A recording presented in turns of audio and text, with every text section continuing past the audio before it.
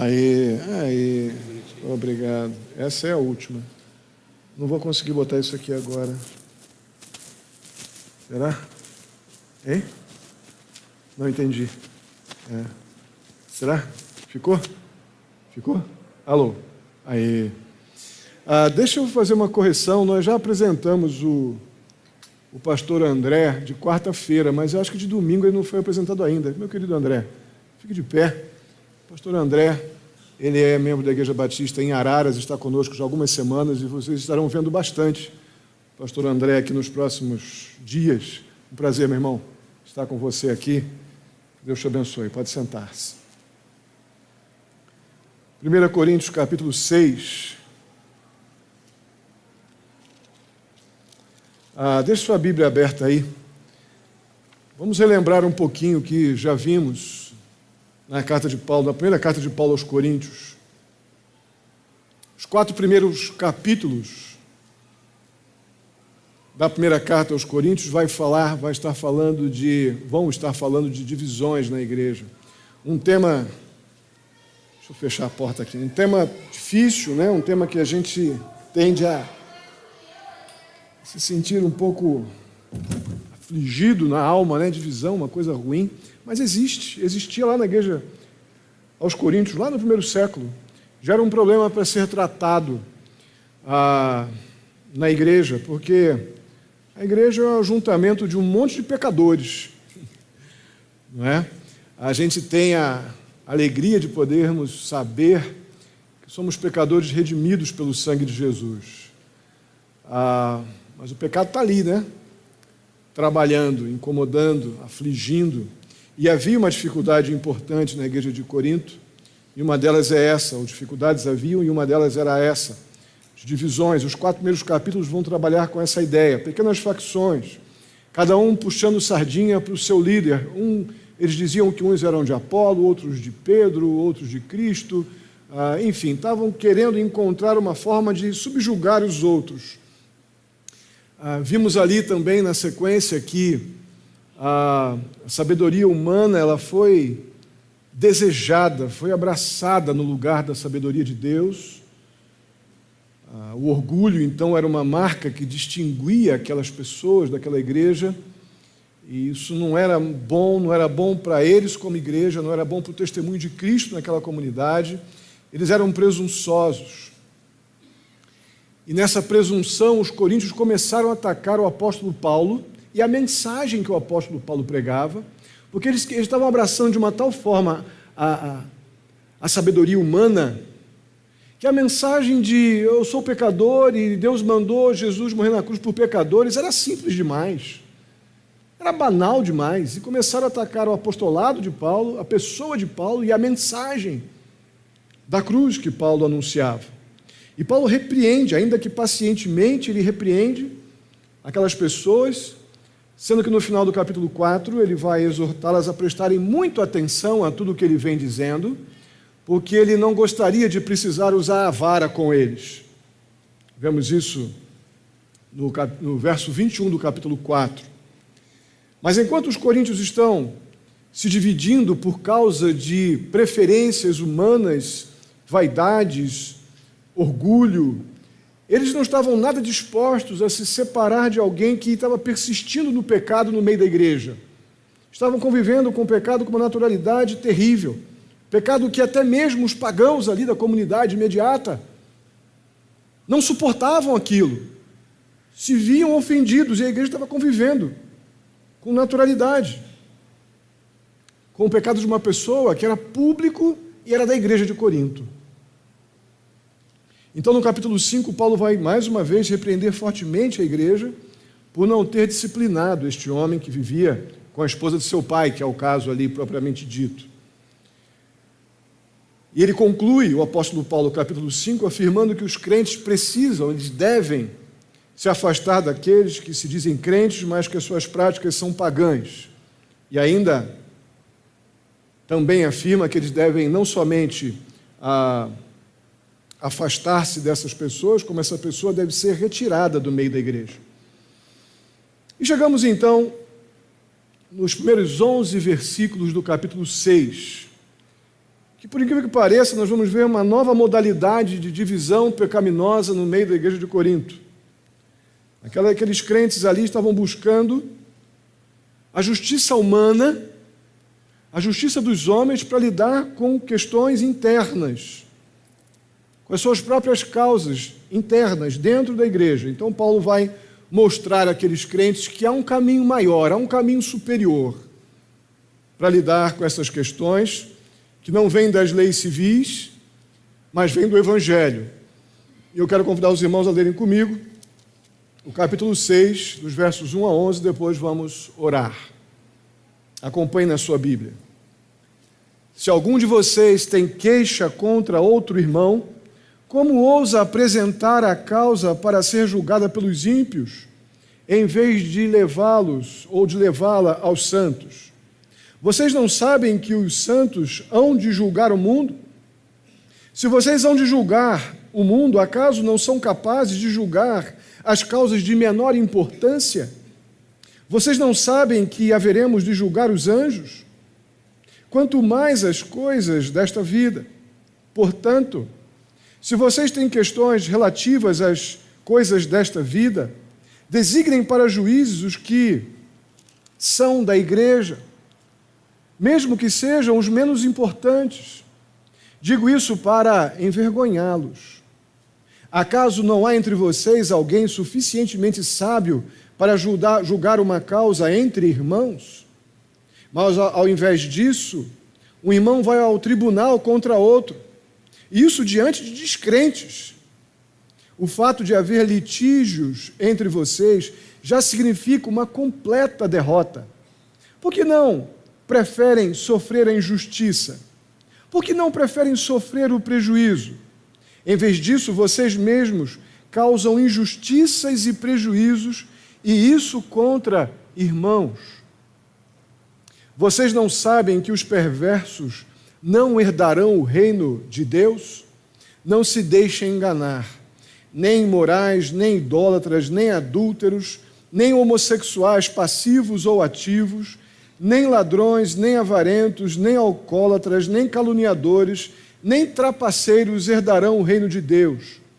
Assim foram alguns de vocês, mas vocês foram lavados, foram santificados, foram justificados no nome do Senhor Jesus Cristo e no Espírito de nosso Deus. Amém? Vamos orar. Pai querido, muito obrigado mais uma vez pelo privilégio que temos de honrar o Senhor com este culto. Clamamos que o Senhor aceite a nossa adoração e pela Tua misericórdia, ó Deus, fale conosco mediante a Tua palavra. Ajuda-nos, ó Pai, a entender o que está acontecendo aqui e aplicarmos, ó Deus, aquilo que é da Tua vontade para as nossas vidas. Assim eu te peço em nome de Jesus. Amém.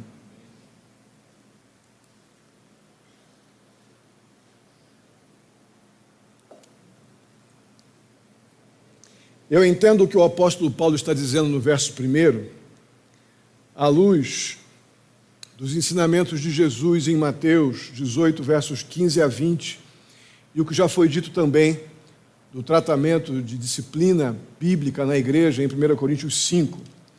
Só apenas relembrando, o princípio de Mateus 18, 15 a 20 é que se um irmão tiver uma disputa ou uma ofensa contra um outro irmão, isso deve ser abordado pessoalmente, particularmente, num momento inicial. Se isso não resolver o problema, então uma testemunha deve ser trazida para uma nova confrontação. Se isso não resultar em arrependimento e reconciliação, então o assunto deve ser levado para a igreja, para que a igreja então se posicione. E se a pessoa ainda em questão não der ouvidos à igreja, esse crente rebelde, ele deve ser retirado da comunhão da igreja. É isso que o Senhor Jesus nos ensina, é com isso em mente que eu acredito que o apóstolo Paulo está, mais uma vez, como já o fez no capítulo 5, é a maneira como ele está abordando este assunto nos primeiros 11 versículos do capítulo 6. Mas parece que os crentes coríntios estão ignorando esse processo, não estão levando o assunto ou tratando questões internas desta forma, e eles estão levando as queixas deles, as acusações deles, as inquietações deles aos tribunais locais, esperando que então que uma pessoa incrédula, um juiz incrédulo, tratasse os problemas que deveriam ser tratados ali na igreja entre os crentes. E Paulo, mais uma vez, está chocado, ele está entristecido, angustiado com essa abordagem. Então Paulo vai começar a confrontá-los no verso 2, dizendo: vocês não sabem que os santos hão de julgar o mundo? Quando o apóstolo Paulo fala isso, ele já está cutucando aqueles crentes vaidosos com vara curta. Quer dizer, para aqueles que se julgavam sabedores de tudo, orgulhosos no seu conhecimento, Paulo já chega cutucando, dizendo: mas vocês não sabem? Está dando uma mexida na vaidade daquele povo. E a ideia era essa mesmo. Paulo parte do pressuposto que eles sabem o que o Senhor Jesus diz em Mateus 19. Verso 28, Jesus lhes diz: digo-lhes a verdade, por ocasião da regeneração de todas as coisas, quando o Filho do Homem se assentar em seu trono glorioso, vocês que o seguiram também se assentarão em 12 tronos para julgar as 12 tribos de Israel. Então, quando o apóstolo Paulo os confronta dizendo: vocês não sabem que os santos hão de julgar o mundo, Paulo está, sem dúvida alguma, pressupondo ou assumindo que eles sabem e que essas acusações, essas queixas que estão levando para pessoas descrentes, causas da igreja, são contraditórias com a própria teologia deles, com aquilo que eles... Então, Paulo crê e sabe que eles têm conhecimento. Se os justos julgarão os injustos na segunda vinda, como esse texto nos indica, como é que os crentes coríntios agora estão procurando a justiça dos homens ou um pagão para julgar as causas da igreja? E Paulo, no verso 3, faz uma segunda pergunta, nessa mesma linha. Vocês não sabem que haveremos de julgar os anjos? E aqui talvez pudéssemos ter mais dificuldades, porque não existe uma declaração explícita na Bíblia, além dessa própria afirmação do apóstolo Paulo, de que os santos julgarão os anjos. No entanto, não é difícil inferir isso. Os santos, nós já vimos que reinarão com Cristo quando ele vier estabelecer seu reino. Quando Cristo julgar o mundo, a Bíblia nos diz que estaremos com ele, participando com ele disso. E os anjos serão julgados. E aqui está a base bíblica para você anotar, se você quiser depois verificar em casa.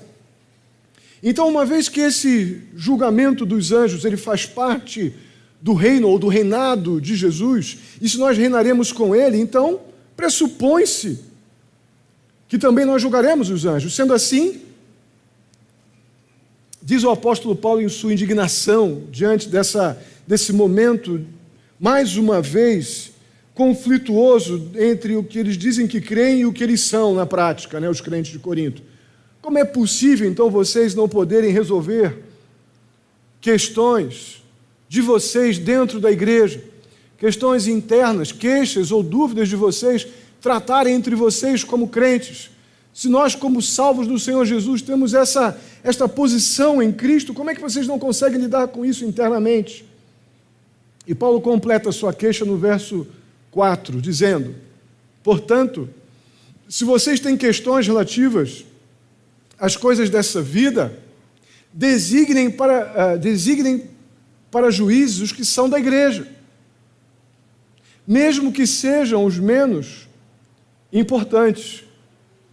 Amados, eu acredito que Paulo tinha em mente o que nós já vimos lá em 1 Coríntios, capítulo 2, versos 14 a 16,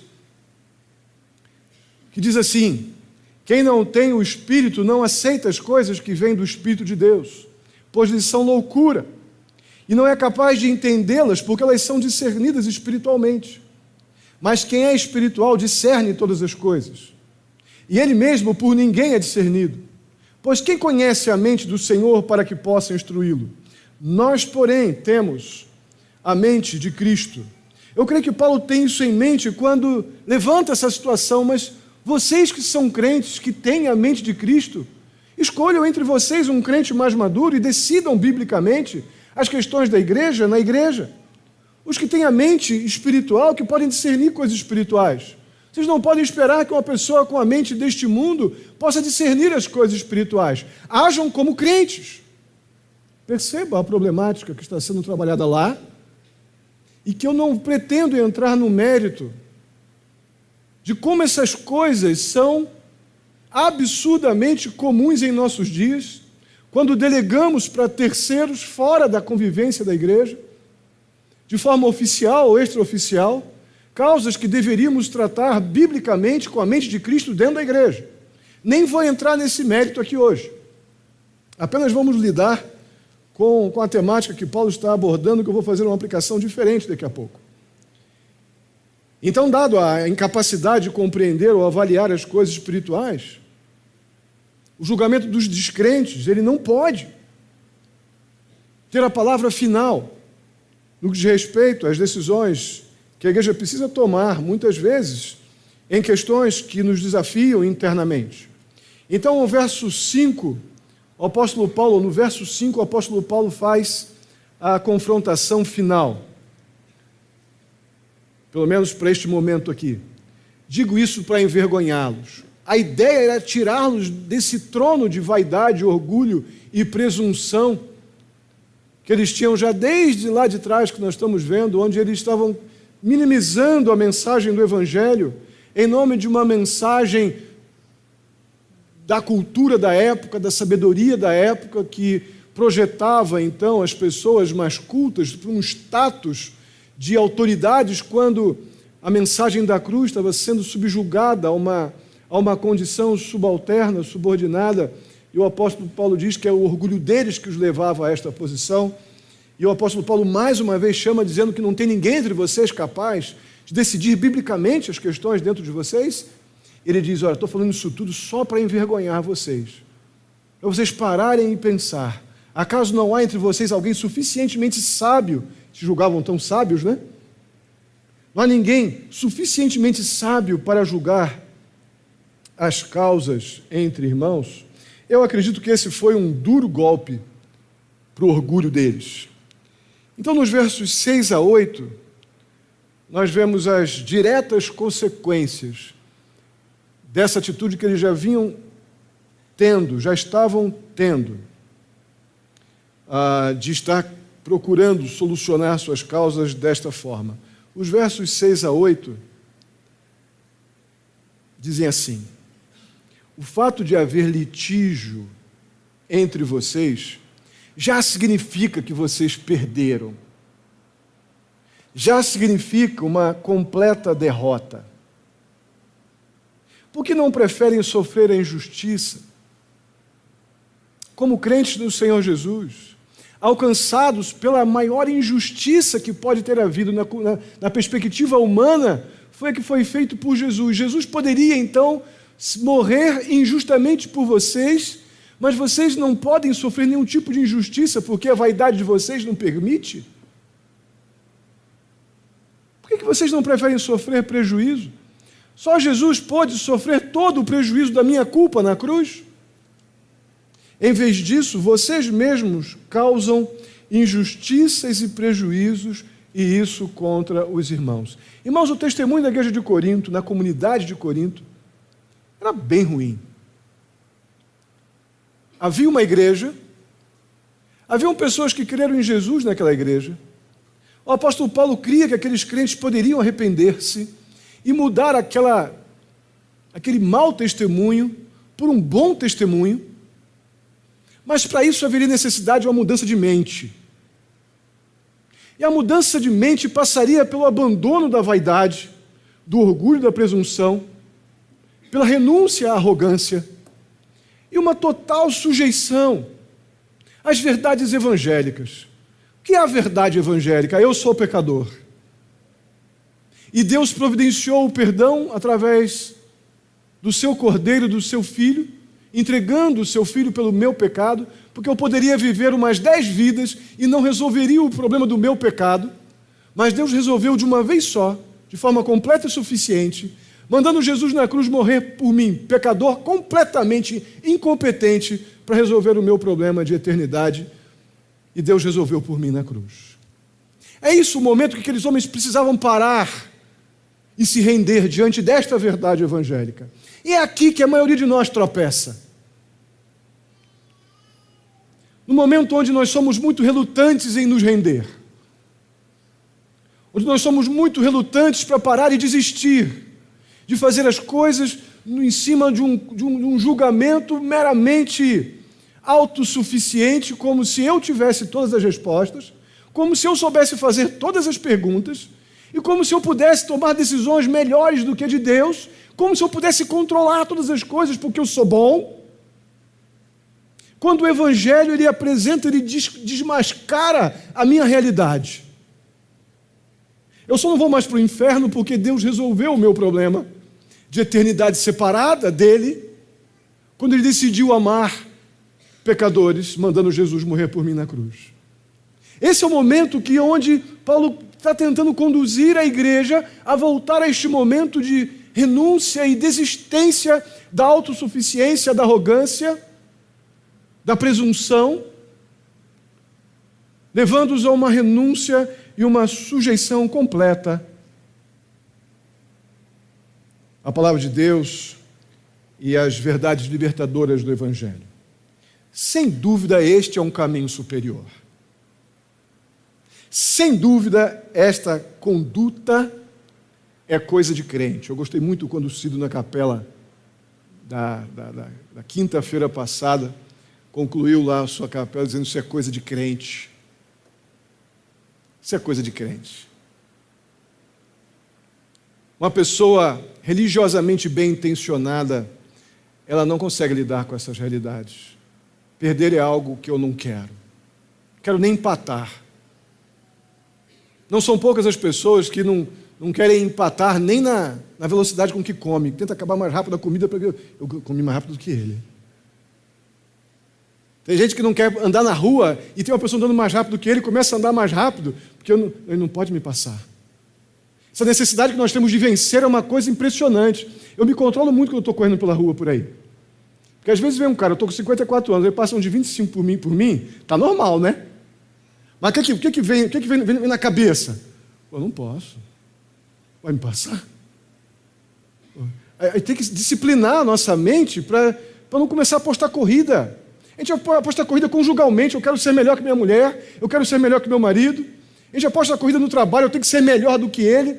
A gente esquece verdades espirituais gloriosas, como a de Colossenses 3:23. Tudo que eu fizer, que eu faça para Deus e não para homens, é do Senhor que virá a recompensa. Mas a vaidade, o orgulho, a presunção, remove de nós as verdades evangélicas que revelam o quanto eu sou pecador e carente, totalmente carente da graça, do amor e da justiça desse Deus Santo.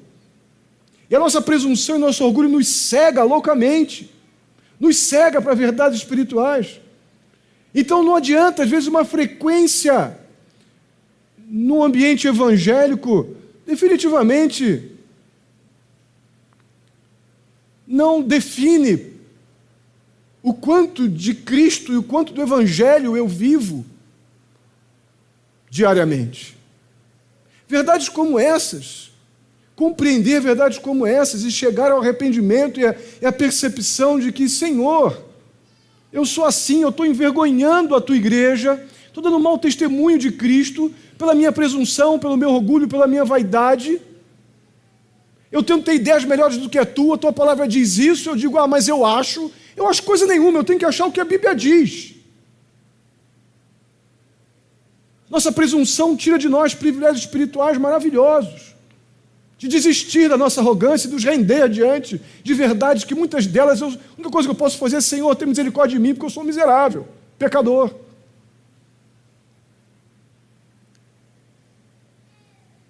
Agora imagine Paulo nos dizendo que é melhor ser o que perde do que o que ganha. É o que está escrito aqui.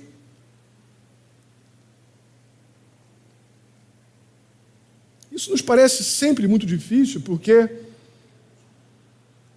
é um caminho superior, é um padrão de santidade moral que revela as coisas do reino de Deus. E a nossa luta com isso é, sem dúvida, por causa do nosso orgulho. Nós não queremos que os outros sejam melhores que nós. Definitivamente a gente não quer perder. E as instruções de Paulo aos crentes coríntios só podem ser compreendidas em termos do sistema de valores do reino de Deus. que está em completa oposição aos padrões e valores do mundo que a gente vive, dos incrédulos. E eu não posso querer me identificar com o padrão deste mundo que a Bíblia diz que jaz do maligno. E para fazer isso eu tenho que decidir que perder vai ser melhor do que ganhar. Perder com Cristo é melhor do que ganhar com o mundo. Você vai ter que tomar essa decisão. Porque o mundo está perdendo, mas se eu estou com Cristo vivendo como cidadão do reino dos céus, eu estou ganhando, ainda que para o mundo eu esteja perdendo. Agora, estamos dispostos? É por isso que isso é coisa de crente. Os crentes coríntios tinham o mesmo problema. Eu acredito que o motivo de toda essa discussão, toda essa tensão aqui, está nos versículos 9 e 10 que eu quero ler com vocês. Toda essa problemática ela surgiu em função do que está aqui nos versos 9 e 10. Acompanhe comigo. Vocês não sabem que os perversos não herdarão o reino de Deus? Não se deixem enganar, nem imorais, nem idólatras, nem adúlteros, nem homossexuais passivos ou ativos, nem ladrões, nem avarentos, nem alcoólatras, nem caluniadores, nem trapaceiros herdarão o reino de Deus. Eu não vou entrar no mérito de item por item, que podemos afirmar aqui que essas qualidades do mal, qualidades naturais do pecado, uma vez que reinem na vida de uma pessoa, os coloca na condição de não herdarem o reino de Deus. Percebam que eu disse qualidades pecaminosas que reinem, que controlem, que dominem a nossa vida, nos desqualifica de herdeiros, a condição de herdeiros no reino de Deus, é o que o texto bíblico está explicitamente afirmando. A questão é que no nosso texto, aqui nós estamos vendo pessoas que tinham seguramente um histórico muito ruim e faziam parte da igreja de Corinto. É possível que houvesse ali pessoas com essas realidades, ainda com certo controle de um e de outro, mas eu creio que o maior problema ali estava com um histórico de uma vida passada e não de um histórico de uma vida presente, ou de atos ou situações no presente. E mostra, sem dúvida alguma, que vemos aqui esse perfil de pessoas que ninguém espera encontrar no céu, logicamente, com razão. O céu é um lugar santo, o céu é um lugar onde Deus habita. Consequentemente, como são chamados esses com este perfil que está aqui, os perversos não estarão lá. A Bíblia chama de perversidade a prática desses pecados. Então a igreja de Corinto, ela inclui aqueles que foram caracterizados um dia por esses pecados. Mas quando essas pessoas se arrependeram e foram salvas pela obra de Cristo na cruz, isso ficou lá no passado. Isso era o que eles eram antes de Cristo, que deveria ser pelo crente, confesso, arrependido e salvo, algo devidamente abandonado. E por aqueles que convivem com aqueles crentes que hoje identificaram essas áreas como pecado e abandonaram a prática pecaminosa, algo que deve ser lembrado como situações que eu não quero, não deverei e nem pretendo mais cometer contra Deus, e pessoas justificadas, pessoas regeneradas pelo sangue de Jesus. Então, o arrependimento, nesta perspectiva, significa que nós não somente concordamos com o fato de que somos pecadores, como a Bíblia nos fala da nossa condição, mas que também, pecadores arrependidos, nós passamos de uma vida de pecado para um novo padrão de justiça estabelecido por Cristo na cruz. Uma verdade absolutamente bíblica que nós encontramos na cruz de Cristo, na obra de Cristo em nosso favor. É claro que isso não significa que nós vamos, a partir daí, viver numa situação de nunca mais pecar. Infelizmente, não é assim. Mesmo como pecadores confessos e conscientes daquilo que Cristo fez na cruz por nós, nós ainda pecaremos, mas não continuaremos vivendo na prática do pecado. Não continuaremos como se nada de soberano tivesse acontecido na minha vida, como nós fazíamos antes de ser salvos, pela graça de Deus através de Jesus Cristo.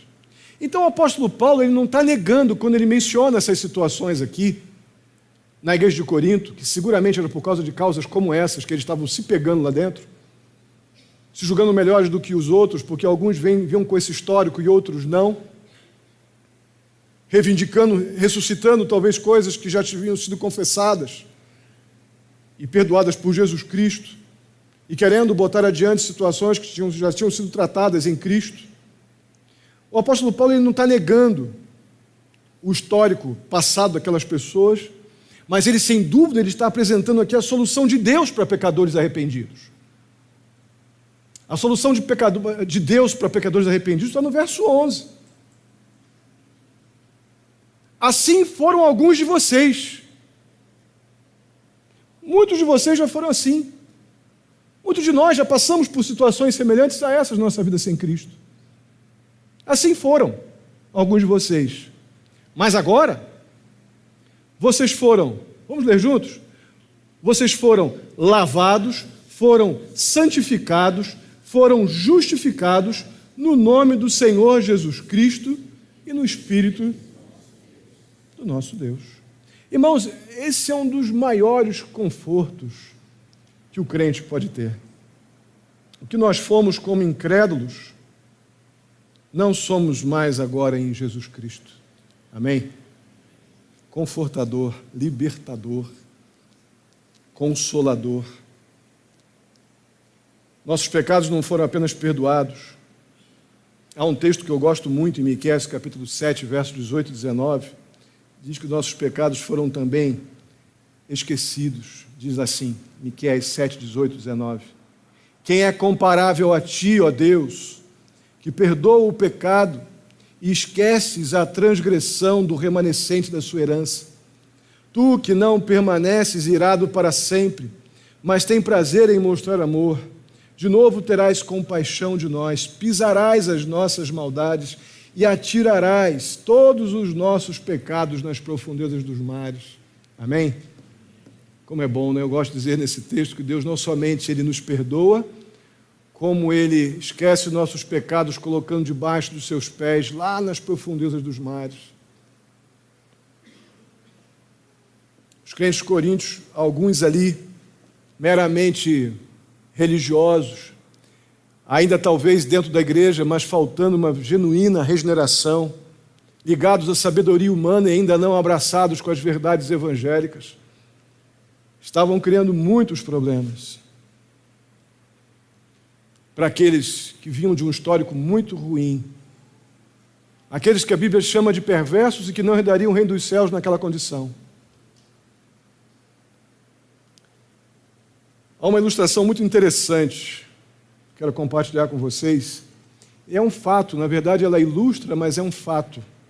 Quando algumas pessoas que pagam penas aí nas penitenciárias por crimes cometidos, quando essas pessoas elas são libertas por crimes dos mais diversos, muitas dessas pessoas, mesmo libertas, mesmo que tenham pago a sua dívida com a sociedade, muitas delas continuam sendo vistas como criminosas. Elas levam sempre o estigma de que aquele ali, ele é criminoso, ele foi criminoso, sempre levam, como se tivesse que levar uma tabuleta por trás das costas, dizendo, olha, eu matei, eu roubei, eu isso ou aquilo. É um estigma complicado. Sabemos, infelizmente, que muitos que saem, mesmo tendo pago a sua dívida com a sociedade,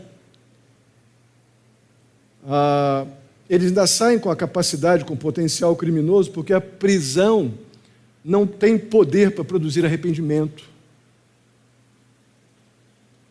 Na melhor das hipóteses, essas pessoas elas são ex-prisioneiros, ou os ex-prisioneiros são ex-infratores, na melhor das hipóteses. Mas o crente que já foi um ladrão, ou qualquer um dessas qualidades do mal que vemos aqui, ele não é apenas um ex-ladrão, a Bíblia chama ele de nova criação. Muda tudo. 2 Coríntios capítulo 5, 17, o apóstolo Paulo diz que as coisas antigas elas passaram e foram substituídas pelo novo do Senhor, pelo novo de Deus na vida deles. Porque nós fomos uma vez como incrédulos, nós nunca mais seremos novamente, porque Cristo liberta, transforma a mente e o coração do regenerado, do arrependido, do novo nascido. Irmãos, não haverão cidadãos de segunda classe no céu. Para o céu vão os salvos, lavados pelo sangue de Jesus Cristo, independente do seu histórico. Cristo, o que fez na cruz por nós, é suficiente para nos redimir, nos limpar, nos purificar de toda a culpa, lavar, santificar e justificar.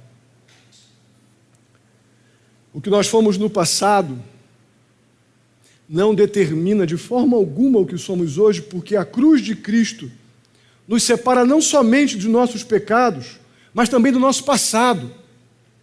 Amém? Verdade gloriosa do Evangelho. É lógico que nós não vamos esquecer ou negar o passado. Mas definitivamente, se estamos em Cristo, Cristo está entre nós no presente e o que nós éramos no passado. São verdades definitivas que envolvem tudo que Cristo fez por pecadores na cruz. Por isso que Paulo insiste em terminar esta discussão afirmando que nós fomos lavados, limpos do nosso pecado, da nossa culpa, nós fomos santificados, separados do pecado para uma vida de santidade com Cristo, e fomos justificados, ou seja, eu gosto muito da doutrina da justificação, que ela nos declara legalmente justos, não porque eu sou bom, porque eu sou perfeito, porque isso não, porque nós sabemos que nós somos pecadores, mas nos declara justos exatamente e unicamente por causa da justiça de Deus que foi manifesta na cruz, quando Ele entregou Jesus na cruz pelos nossos pecados e nos imputou a justiça de Cristo, colocando sobre nós a justiça que Cristo fez na cruz, e tudo isso nós recebemos pela fé em Jesus. Tudo isso aconteceu, como o texto no verso 11 nos diz, em nome de Jesus Cristo e no Espírito do nosso Deus. Isso é libertador. Isso não tem como você... Eu imagino aqueles crentes de Corinto, tudo assim, ó, de boca aberta. Qual o legalismo que eles vão poder usar diante disso? Que tipo de argumento ou sabedoria humana que vai poder se contrapor a verdades tão completas? Como já dizia um professor meu, coisa que vocês já conhecem aqui, para aquele que crê, uma palavra basta. Para aquele que não crê, nem 1000 palavras serão suficientes. Mas para aquele que já um dia rendeu o coração a Jesus e está sofrendo do pecado do orgulho, da autossuficiência, da autojustificação, que está fracassando espiritualmente porque está apegado demais ao seu pecado, ele para diante de verdades libertadoras como essa, ele apenas se rende.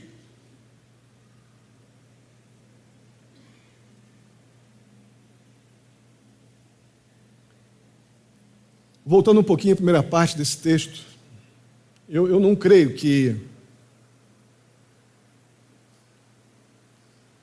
estejamos aqui diante de uma imposição ou de uma regra geral de que não podemos comparecer a um tribunal em nenhuma circunstância. Não é isso que o texto está dizendo, nem que o apóstolo Paulo está sugerindo. Mas uma coisa é bastante importante ser dita. Se em Cristo Jesus o que nós fomos no passado não determina o que nós somos hoje, nós precisamos tratar as nossas queixas, as nossas diferenças, as nossas dúvidas uns com os outros, à luz da nova cidadania que recebemos. É possível que surjam situações entre nós que possam nos causar dúvidas e até talvez queixas ou surpresas.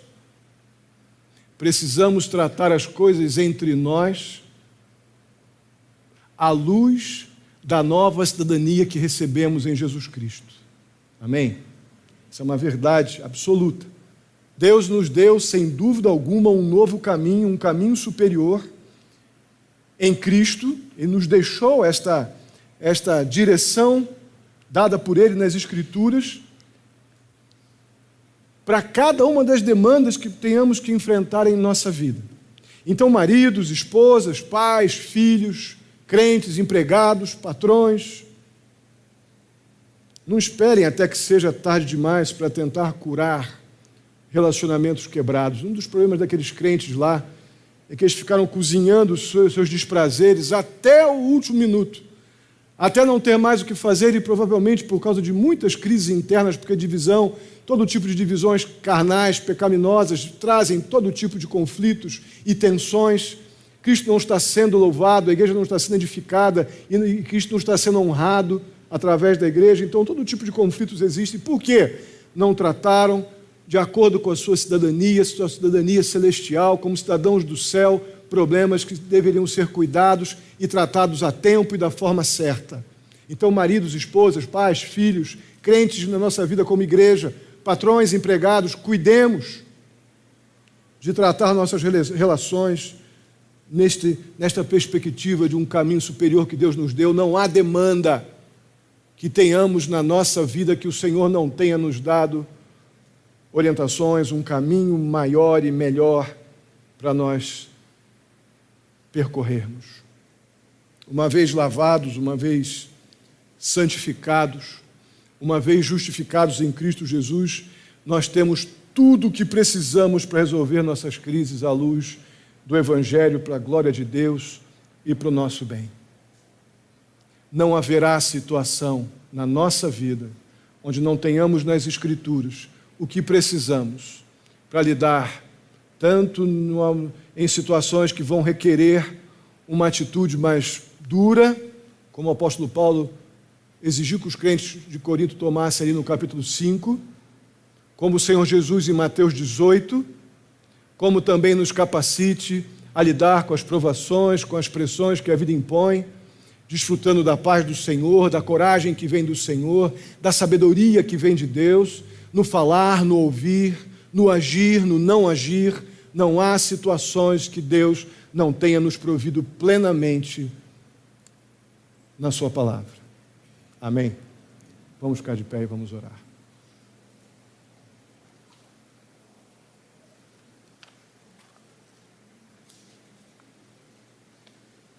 Bondoso Deus,